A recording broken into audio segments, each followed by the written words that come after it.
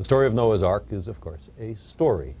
The books of the various great religions, Buddhist, Hindu, Islamic, Jewish, Christian, and many others, are filled with stories. That doesn't mean we are to interpret them literally, and there are all sorts of problems with the Noah's Ark story, one of which is kangaroos. How did the kangaroos get to Australia if you literally believed the story of Noah's Ark? So I'm sure you meant that in a light tone, and my response is likewise. How to keep kids in school? Well, kids, I believe, are fundamentally very smart. And if they see school being taught by people who themselves are not interested in it, people who cannot do very well at teaching, if what they're being taught has no practical application, then why should they do it? So, for example, there's an awful lot of kids graduating high school who go into entry-level jobs in the service economy, waiting on tables, slinging hash, and so on. Now, do they get more money if they were good in second-year algebra? The answer is no. And they understand that. If there were more jobs that required this kind of education, there would be more kids who would go into that kind of education with some enthusiasm. If there were a connection between how well you did in school and how fast your salary increased later, as there is in many countries, kids would be much more interested. Well, let's talk about this. This is interesting. Well, there's a just tremendously exciting prospect called solar sailing. Solar sailing. And this is a very crude model, and which travels on the radiation and particles that come out of the sun, the wind from the sun. And it works exactly as an ordinary sailboat does. So it can go out from the sun, it can tack inwards to the sun, and because it has a constant acceleration, it can get you around the inner part of the solar system a lot faster and a lot more conveniently than the usual sorts of rocket propulsion. Now, what would this do? Well, it takes you to where you want to go. So one mission that's being talked about is to rendezvous with Halley's Comet in I've 1986. always wanted to do that. Well, nobody's ever looked at a comet close up, and it lives mostly in the outermost part of the solar system. In fact, mostly lives between the stars. Also, this thing itself is, I think, tremendously exciting, because I kind of imagine some big device, emblem, not on this side, but on the other side. I don't know what the symbol would be. Over 20 billion served. But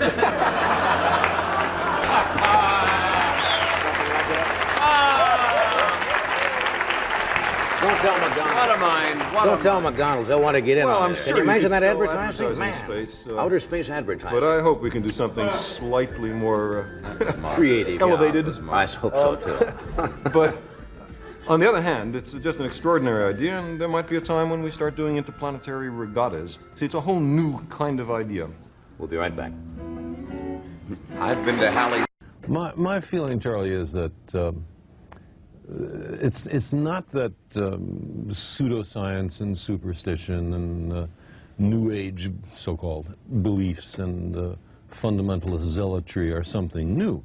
They've been with us for as long as we've been human. But we live in an age based on science and technology with formidable technological powers. Science and technology are propelling us forward at accelerating rates. That's right. And if we don't understand it, by we I mean the general public, if it's something that, oh, I'm not good at that, I don't know anything about it, then who is making all the decisions about science and technology that are going to determine what kind of future our children live in? Just some members of Congress? But there's no more than a handful of members of Congress with any background in science at all. And the Republican Congress has just abolished its own Office of Technology Assessment, the organization that gave them bipartisan and competent advice on science and technology. They say, we don't want to know. Don't tell us about science and technology. Surprising, the danger of all this. I mean, you know, this is not the thing that... There's two kinds of dangers. One is what I just talked about, that we've arranged a society based on science and technology, in which nobody understands anything about science and technology, and this combustible mixture of ignorance and power, sooner or later, is going to blow up in our faces. I mean, who is running the science and technology in a democracy if the people don't know anything about it? And the second reason that I'm worried about this is that science is more than a body of knowledge. It's a way of thinking, a way of skeptically interrogating the universe with a fine understanding of human fallibility. If we are not able to ask skeptical questions, to interrogate those who tell us that something is true, to be skeptical of those in authority, then we're up for grabs for the next charlatan, political or religious, who comes ambling along. It's a thing that Jefferson laid great stress on. It wasn't enough, he said, to enshrine some rights in a constitution or a Bill of Rights. The people had to be educated, and they had to practice their skepticism and their education. Otherwise, we don't run the government runs us. I think the essence of the scientific method is the willingness to admit you're wrong, the willingness to abandon ideas that don't work, and the essence of religion is not to change anything. The supposed truths are handed down by some revered figure, and then no one is supposed to make any progress beyond that, because all the truth is thought to be in hand. I'm really talking about setting Please. an agenda for the future. My sense is that the scientific way of thinking, questioning, some delicate mix of creative encouragement of new ideas and the most rigorous and skeptical scrutiny of new and old ideas, I think that is the path to the future, not just for science, but for all human institutions. We have to be willing to challenge because we are in desperate need of change. Can I put... Any other questions? I'd be happy to take them from people who aren't members of Congress. Yes, one here? I think it's correct on the series Cosmos suggested that we might use nuclear powered spacecraft to explore the rest of the universe. How do you feel about that today? Is it correct? Is it? I'll tell you in a minute. In Cosmos, I talked about a proposal, which was called Project Orion, which came out of, in fact, the U.S. weapons laboratories, which was to use nuclear weapons to propel against a kind of pusher plate, putt, each nuclear explosion being a putt, a spacecraft, large spacecraft that eventually high speed to the outer solar system and beyond.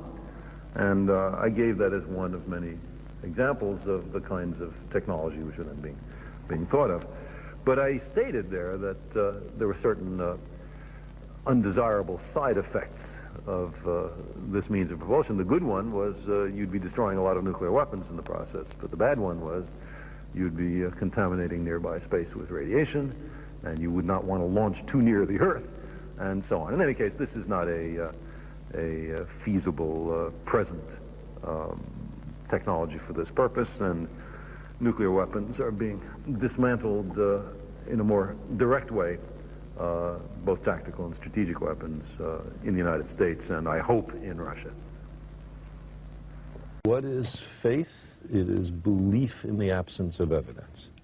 Now, I don't propose to tell anybody what to believe, but for me, believing when there's no compelling evidence is a mistake. The idea is to withhold belief until there is compelling evidence. And if the universe does not comply with our predispositions, okay, then we have the wrenching obligation to accommodate to the way the universe really is. So you step forward to say, I deny all religion because I can't see it proved scientifically? No. You see, and the value of religious experience and the value of reaching for higher experiences. Let me say, religion deals with history, with poetry, with great literature, with ethics, with morals, including the morality of treating compassionately the least fortunate among us. All of these are things that I endorse wholeheartedly. Where religion gets into trouble is in those cases that it pretends to know something about science. The science in the Bible, for example, was acquired by the Jews from the Babylonians during the Babylonian captivity of 600 BC. That was the best science on the planet then. But we've learned something since then. Roman Catholicism, Reformed Judaism, most of the mainstream Protestant denominations have no difficulty with the idea that humans have evolved from other creatures, that the Earth is 4.6 billion years old, with the Big Bang. They don't have any trouble with that.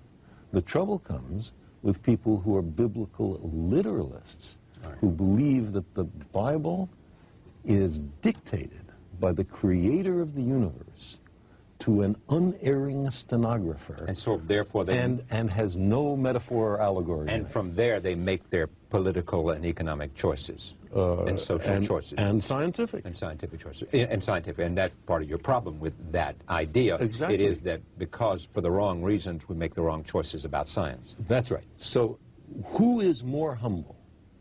The scientist who looks at the universe with an open mind and accepts whatever the universe has to teach us, or somebody who says everything in this book must be considered the literal truth and never mind the fallibility of all the human beings involved in the writing of this book? What does it do for you to I didn't have any near-death say to you? I didn't have any near-death experiences. I didn't have a religious conversion, but you thought about what it would be like to die. Certainly, and what it would be like for my family, and I didn't much think about what it would be like for me, because I don't think it's likely there's anything that you think about after you're dead. That's it, huh? Yeah, long dreamless sleep. I'd love to believe the opposite, but I don't know of any evidence. Well, are you a socialist? I'm not sure what a socialist is, Well, but I just believe try that the government has a responsibility to care for the people. I'm not talking about dole. I'm talking about making people self-reliant, people able to take care of themselves. There are countries which are perfectly able to do that. The United States is an extremely rich country. It's perfectly able to do that. It chooses not to. It chooses to have homeless people. It chooses... We are 19th in the world in infant mortality. 18 other countries save the lives of their babies better than we. How come? They just spend more money on it. They care about their babies more than we care about ours. I think it's a disgrace. And this country has vast wealth. You just look at what something like Star Wars. The money spent on Star Wars, already spent $20 billion on it. If these guys are permitted to go ahead, they will spend $1 trillion on Star Wars. Think of what that money could be used for, to educate, to help, to bring people up to a sense of self-confidence, to improve not just the happiness of people in America, but their economic standing, to improve the competitiveness of the United States compared to other countries. We are using money for the wrong stuff. Carl, do you think time travel's possible? There's two kinds of dangers. One is what I just talked about, that we've arranged a society based on science and technology in which nobody understands anything about science and technology, and this combustible mixture of ignorance and power, sooner or later, is going to blow up in our faces. I mean, who is running the science and technology in a democracy if the people don't know anything about it? And the second reason that I'm worried about this is that science is more than a body of knowledge. It's a way of thinking, a way of skeptically interrogating the universe with a fine understanding of human fallibility.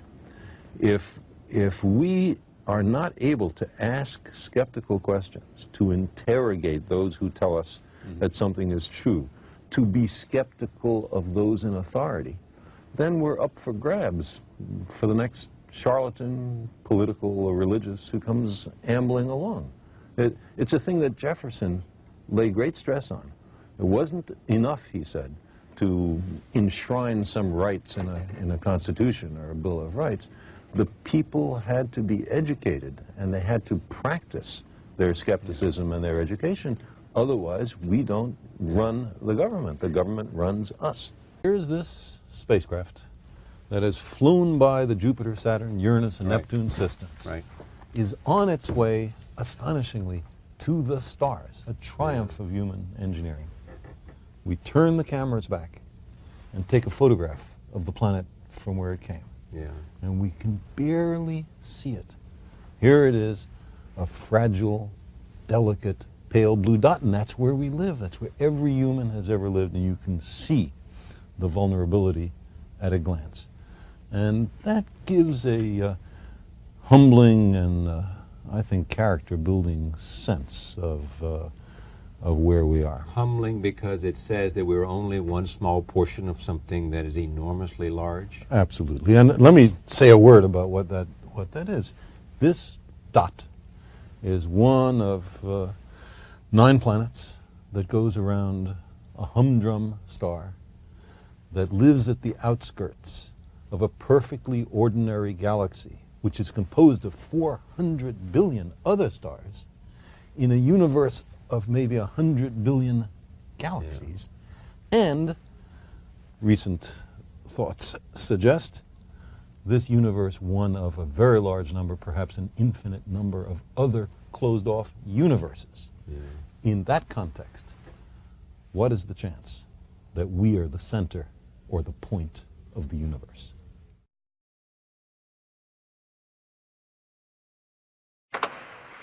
There's a nice way to write large numbers. You can write the number 1,000 as 10 to the power 3, meaning a 1 followed by 3 zeros. Or 1,000,000 is written as 10 to the power 6, meaning a 1 followed by 6 zeros. There's no largest number. If anybody gives you a candidate largest number, you can always add the number 1 to it. But there certainly are very big numbers. The American mathematician Edward Kasner once asked his young nephew to invent a name for an extremely large number, 10 to the power 100, which I can't write out all the zeros in this page for because there isn't room on the page. The boy called it a Google. If you think a Google is large, consider a Googleplex. It's 10 to the power of a Google. That is a 1 followed not by 100 zeros, but by a Google zeros. Now, by comparison with these enormous numbers, the total number of atoms in that apple pie is only about 10 to the 26th, tiny compared to a Google, and of course much, much less than a Googleplex. The total number of elementary particles, protons, neutrons, and electrons in the accessible universe is of the order of 10 to the 80th, so 1 followed by 80 zeros, still much, much less than a Google, and vastly less than a Googleplex. And yet, these numbers, the Google and the Googleplex, do not approach, they come nowhere near infinity. In fact, a Googleplex is precisely as far from infinity as is the number 1. We started to write out a Googleplex, but it wasn't easy. It's a very big number.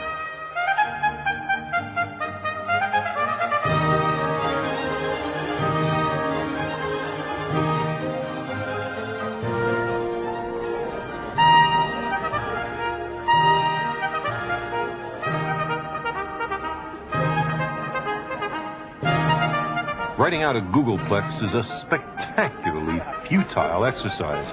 A piece of paper large enough to contain all the zeros in a Googleplex couldn't be stuffed into the known universe.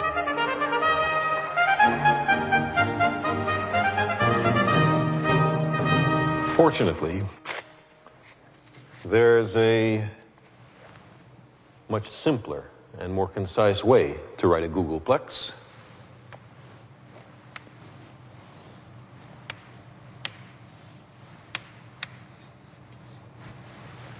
Like this.